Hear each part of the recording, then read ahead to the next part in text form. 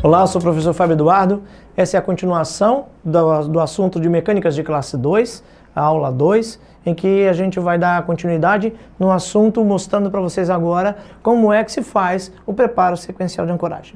Na aula anterior nós discutimos que é preciso ter mecânicas que propiciem para vocês a retração da bateria anterior com o menor prejuízo possível e a sugestão utilizada anteriormente tinha sido de elástico, mas o elástico faz, como vocês estão vendo nessa ilustração, um efeito adverso, que é o da extrusão da parte posterior com a abertura da mordida, descimento da parte anterior com exposição ao aumento do nível gengival e provavelmente uma condição desfavorável em termos de estética. A alternativa que nós temos para isso é, obviamente, o tip back ou o preparo sequencial da ancoragem. Como é que é feito isso então? Antigamente, tudo isso era feito de uma forma simultânea, mas isso não é mais contemporâneo. A maneira que se faz é de uma forma progressiva, utilizando fios leves, fios controlados, através de aferições de que nós chamamos de readout, que é o que é proposto pelo professor Klontz. Então fica muito claro que tudo isso respeita os limites biológicos e permite que vocês façam a movimentação de forma segura. Então, seguindo aquele contexto do que nós já fornecemos para vocês do que é um preparo de ancoragem, você faz a leitura, inclina entre 5 e 7 graus para a distal, o segundo molar. A inclinação desse dente, como não acontece pelo seu centro de resistência, mas está acontecendo com um apoio na coroa, vai propiciar também um levante da mordida que vai acontecer por conta da extrusão do molar. A partir daí, faz-se a compensação vertical, como está feito aqui nessa ilustração, e então o molar desce, permite que ele fique plano, e agora vocês têm o nível máximo de resistência. Esse dente vai ser inclinado para distal entre 18 e 22 graus, vocês vão aferir, há uma liberdade de aferição, então aproximadamente isso, e esse é o método mais seguro para conter o efeito adverso dos elásticos. A partir daí, então, você faz o controle do molar e depois o fechamento da mordida e em seguida a utilização dos elásticos. E aí sim, com o uso de elásticos mais o elástico de controle na parte anterior, ou se você preferir, um arco acessório de intrusão, ou ainda, aqueles adeptos da condição de utilização de ancoragem esquelética, utilização de mini implante para uso vertical, o que você consegue é um efeito de controle total da retração anterior com qualidade estética satisfatória e controle vertical do caso. Aqui nós temos um caso típico de classe 2 tratada sem extrações. Essa paciente tinha esse perfil que todo mundo aponta facilmente para uma condição de classe 2 severa, quando na verdade faz parte do perfil dela, da forma que ela cresceu. Então vejam que nessa imagem nós temos a radiografia que ainda tem dentição mista, dentes a trocar. Nós aguardamos a paciente completar o seu processo de troca dentária, adiamos o tratamento, não fizemos nenhum tratamento inicial, aguardamos a ansiedade dos pais, né? E aí fomos para o tratamento corretivo. No tratamento corretivo foi feito seguindo esta mesma lógica. O caso dela não era um caso que demandava extrações, era um caso de adequação dentária da arcada superior na arcada inferior. E aí o tratamento foi feito e foi empregado, como vocês estão vendo na imagem, utilização de elásticos de classe 2 combinados com gancho em J. Tá? Era o que a gente tinha naquele momento.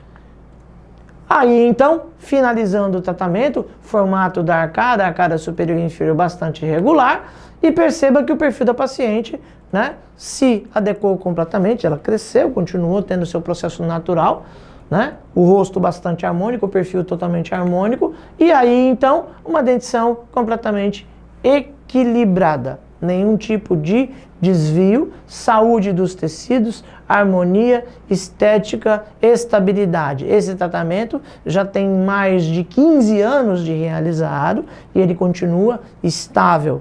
Então, percebam que aqui já é foto de retorno. A gente tem resultados que são estáveis porque procuram cumprir uns princípios básicos de estabilidade que são verticalização dos dentes em suas bases, equilíbrio muscular, guias funcionais em lateralidade e protrusiva, assentamento condilar satisfatório, tá? Pontos de contato rígidos, não alteração da forma do arco, que é o mais importante de tudo. Quanto menos você muda a forma do arco em relação ao original e só redistribui os dentes na forma original, mais estável o teu resultado. Isso é clássico, tá na literatura há mais de 100 anos. Qualquer pessoa que busque isso vai encontrar estas mesmas informações. E daí não faz nem sentido não fazer um diagrama individual e não utilizar arcos que tenham o formato do próprio paciente. Esse conjunto de informações, obviamente, leva o que a gente vê nos nossos casos, que são estabilidade. Nada mais é do que cumprir os princípios das 6 chaves de oclusão de Andrews. Aqui, o diagrama individual, a cefalometria final da paciente e a radiografia panorâmica mostrando um paralelismo das raízes cumprindo os princípios de estabilidade. Vejam que todas as vezes que a gente fala para vocês de princípios de estabilidade, há um preço a pagar. Se você quer tratamentos estáveis, saiba que só é possível obter tratamentos estáveis se você abrir mão do seu conforto, mas oferecer para o seu paciente algo mais consistente. Na verdade, quando a gente se forma, a gente faz um juramento de direcionar para o nosso paciente tudo o que é melhor e que vai resolver para ele essa condição de saúde, não importa o quanto isso nos seja penoso ou desagradável. O paciente está sempre em primeiro lugar. Na questão da condição de obter estabilidade, é exatamente isso. Fazer um tratamento todo centrado em um diagrama individualizado que respeita o limite biológico dessa pessoa é muito mais trabalhoso. Mas é muito mais trabalhoso e limitante, porque você não pode fazer expansões e não pode inclinar dentes de forma aleatória, que é a forma mais fácil de tratar. Todo mundo gostaria de tratar assim, e você investe em tratar de uma forma diferente. Você expande muito pouco ou muda muito pouco, e se muda, muda na parte posterior, não na parte anterior, não altera a distância bicanina, mantém incisivos bem posicionados, tem como meta a obtenção dessas chaves e da mandíbula sentada em relação à sua cavidade articular, de forma equilibrada, e a partir daí, é claro, isso dá muito mais trabalho, mas os resultados valem a pena, principalmente para os seus pacientes. Você constrói com ele um tratamento ímpar, é completamente distinto e muito mais interessante em termos de estabilidade. Aqui, então, nós encerramos a abordagem do tratamento da classe 2 sem extração, que é aquela classe 2 compensatória.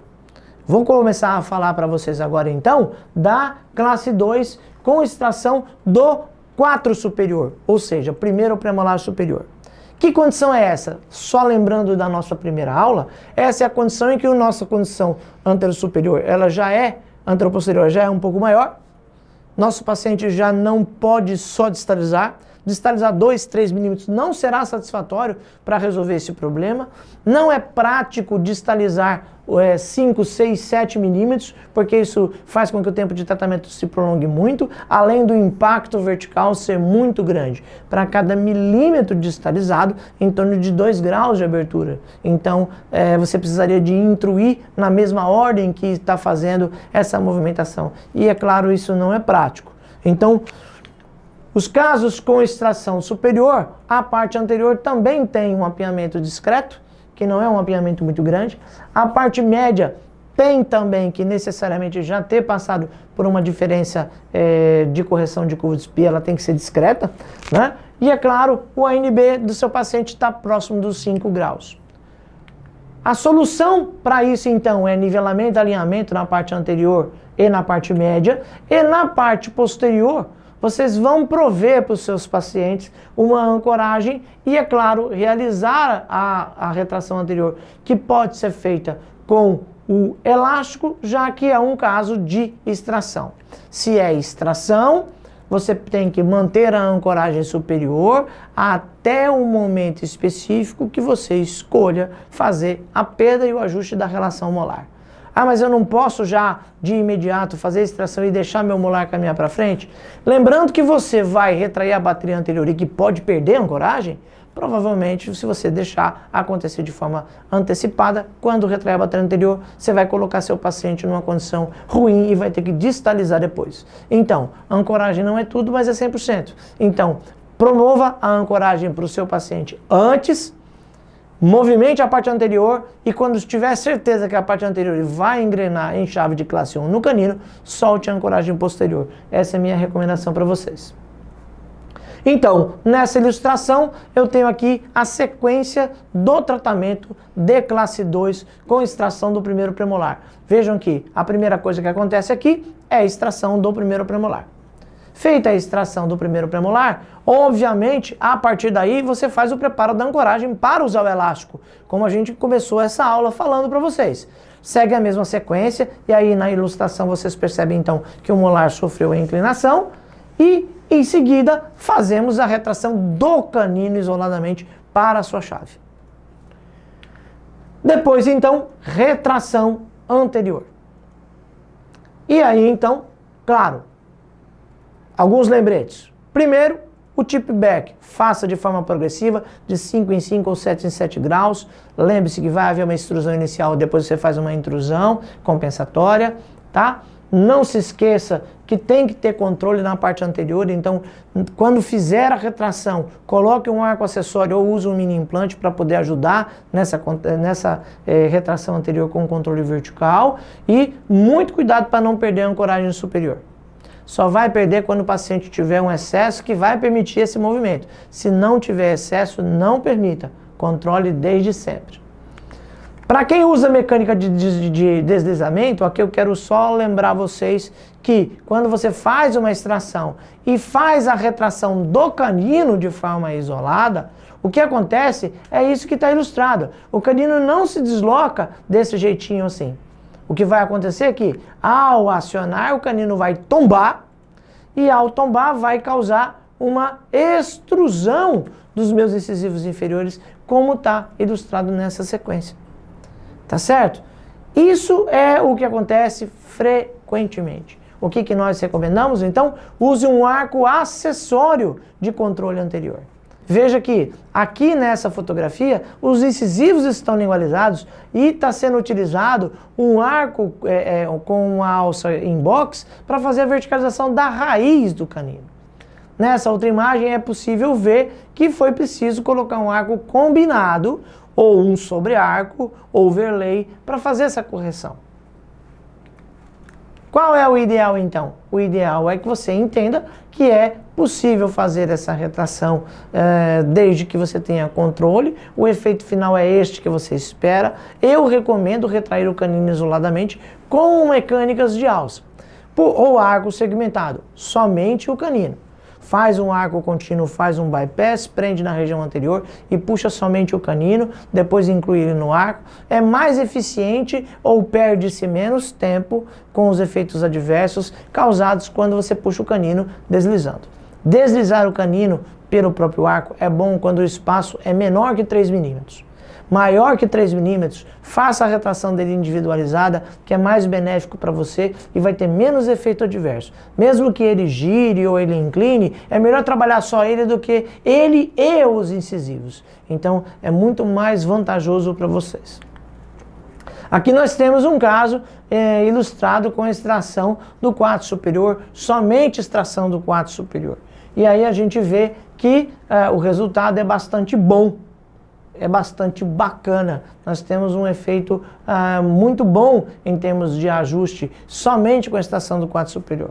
O paciente tem o benefício porque, na verdade, era somente um excesso superior, não tinha nenhum problema inferior.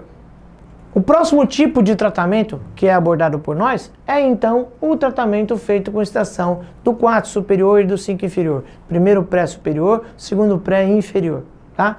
Esse caso, perceba que na parte anterior, a magnitude do problema já vai de 5 a 7 milímetros com um apinhamento ali até 3 milímetros, ou seja, é muito de inclinação. O problema que ele tem na área média também é um problema entre 3 e 5 milímetros. E este caso já tem uma condição de classe 2, certo? Com alguma protrusão anterior maxilar entre 5 e 7 milímetros, ou seja, não é um caso que está tão simples. O ANB do paciente está próximo dos 5, 6 graus, não é tão simples de tratar. Já demanda que você seja um ortodontista mais experiente, com mais controle de mecânica. Percebam que independe de que tipo de abordagem você escolheu para o seu paciente, em termos de bracket, fio, sistema, prescrição. Isso não muda, porque esse é um problema fisiológico, e veja que eu não estou falando de bracket. Por que a gente não está falando de bracket? Porque bracket é um ponto de apoio que ajuda ou atrapalha de acordo com o que você tem de domínio dessa técnica. O que é mais importante? Que você domine a técnica ortodôntica e não dependa de brackets ou tipos ou fios. Tá bom? Senão você vai ter o tempo todo que se apoiar sobre isso e os resultados vão ser ruins. Porque bracket não trata, quem trata é o ortodontista. Bom, como é feito então essas abordagens setorizadamente? Na parte anterior, a forma de ajustar isso é fazer a extração do 5 inferior, fazer nivelamento e alinhamento. Na parte média também é a extração do 5 inferior e do 4 superior, porque aí você vai permitir que seu molar inferior sofra um micromovimento mesial, permitindo então ajuste da classe 2, e vai permitir que se desfaça o problema na área média e na parte anterior com a extração do seu 5. E, obviamente, a mecânica segue esta ilustração que vocês estão vendo aqui. Primeira etapa, é claro, a extração dos premolares depois de ter instalado a ancoragem. Repito, só se faz extração de dentes depois de ter feito a ancoragem. A ancoragem não é tudo, mas é 100%. Se você não fizer a ancoragem e extrair dentes, esse espaço vai ser ocupado de forma aleatória, não controlada por você, geralmente assimétrico, e aí o problema está instalado e você vai ter que corrigir essa assimetria e vai ter impacto vertical. Então não deixe isso acontecer. Antes de fazer as extrações, coloque para o seu paciente a ancoragem e só então faça as extrações. A partir da extração do premolar, a próxima etapa, obviamente só lembrando, a ancoragem máxima superior, porque você não quer que esse dente posterior venha para frente, forma um bloco com o premolar, nivela a linha bonitinho, faz a ancoragem inferior, inicia o processo de nivelamento, alinhamento, para corrigir a curva de SPI e otimizar a utilização da mecânica, porque quando tudo isso estiver nivelado, alinhado, perfeitamente pronto para fazer qualquer tipo de mecânica, você vai conseguir deslizar, se for o seu caso, se você desejar fazer uma movimentação de retração, enfim. E aí então começa o processo de correção. Nesse momento, você vai tentar fazer com que o inferior venha à frente e o canino retraia. Normalmente o que a gente faz é utilização de elásticos ou sistemas com jigs ou ainda sistemas apoiados em mini implante, a escolher de acordo com a severidade e necessidade do caso. Mas normalmente apoiados com o uso de elástico. E aí o uso do elástico vai fazer com que tenha uma tendência de extrusão na parte anterior superior. Para não acontecer, um outro arco combinado com uma barra transpalatina ou mini implante, quem gosta ou tem ainda condições de usar gancho em J, a partir daí, então, controle na parte anterior e redução anterior e mesialização inferior. Pode parecer simples, mas não é. Principalmente porque a movimentação do seu primeiro molar paramesial não deve acontecer apoiada nos dentes anteriores.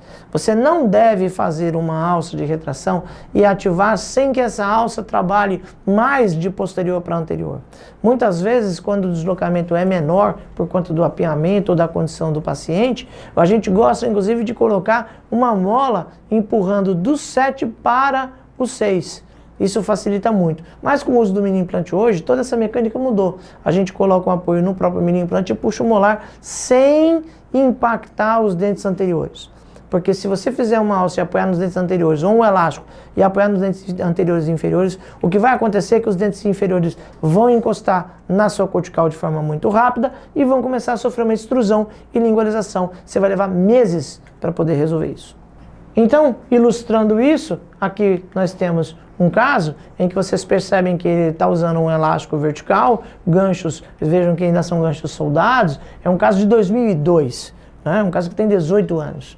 Né? Então, naquela época a gente nem sonhava em utilizar mini implante nesse momento, e aí o paciente usava ganchos em J e elástico. Mas o que serve para ilustrar nesse caso, apesar de ser um caso bastante antigo, é que a mecânica é a mesma. Nós temos lá atrás um preparo sequencial da ancoragem, como vocês podem ver, o molar está inclinado para trás, o elástico de classe 2 pega do segundo molar para o gancho anterior, e na parte da frente o elástico in box faz o controle vertical do caso, que está sendo anulado pelo uso do gancho em J. Poderia ser aqui, se você não quiser usar um gancho em J, o mini implante, sem nenhum problema, ou ainda um arco acessório. A mecânica continua a mesma, isso não depende do tempo, mudou só a ferramenta, mas o princípio continua exatamente o mesmo.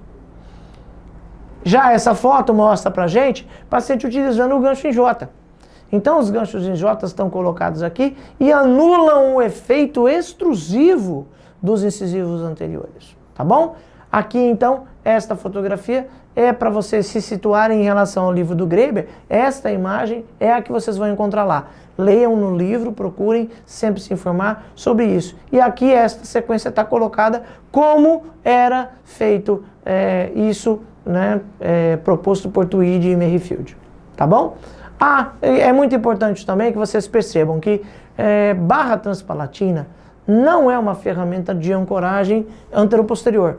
Ela é uma ferramenta extremamente eficiente para controle transversal, rotacional, inclinação, angulação, mas no sentido anteroposterior, ela não impede o movimento. McNamara tem um trabalho clássico agora de 2 anos atrás mostrando isso. Então, não é possível colocar uma barra e esperar que ela impeça qualquer movimento. Aqui vocês têm um caso em que do lado direito o paciente perdeu a ancoragem.